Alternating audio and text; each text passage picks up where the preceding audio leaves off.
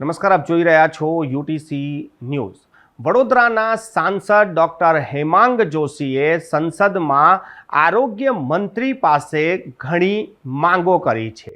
Doctor Hemang જોશીએ સંસદમાં બોલતા આરોગ્ય ક્ષેત્રે ભારત સરકારની જે સિદ્ધિઓ છે તેની પણ વાતો કરી છે। ભારત સરકાર જે રીતે આરોગ્ય ક્ષેત્રે નવી નવી સ્કીમો લાવી છે અને આ સ્કીમોના લાભ પણ લોકો લઈ રહ્યા છે તેની પણ વાત કરી। સાથે સાથે ડોક્ટર હેમાંગ જોશીએ વડોદરાના જે હોસ્પિટલો છે એ હોસ્પિટલો વિશે જણાવ્યું કે આ મધ્ય ગુજરાતના સૌથી મોટા હોસ્પિટલો છે અને આમાં અલગ અલગ જિલ્લાઓ અને રાજ્યોના જે લોકો છે એ અહીંયા આગળ સારવાર કરાવવા માટે આવતા હોય છે।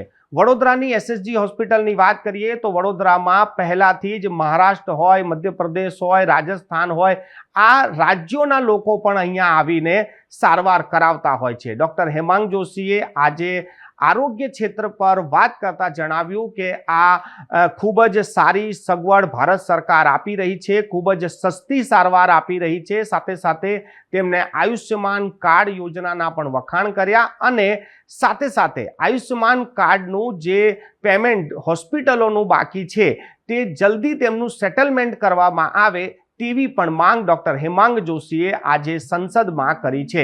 ડોક્ટર હેમાંગ જોશીએ આજે જે આરોગ્ય ક્ષેત્રે જે વાતો કરી છે તેમાં સ્પષ્ટ થઈ ગયું છે કે હેમાંગ જોશી સરકારની તારીફ પણ કરી રહ્યા છે, સાથે સાથે જે હોસ્પિટલોના પેમેન્ટ બાકી છે, સેટલમેન્ટ બાકી છે તે પણ જલ્દી ક્લિયર થાય તેવી પણ માંગ કરી છે।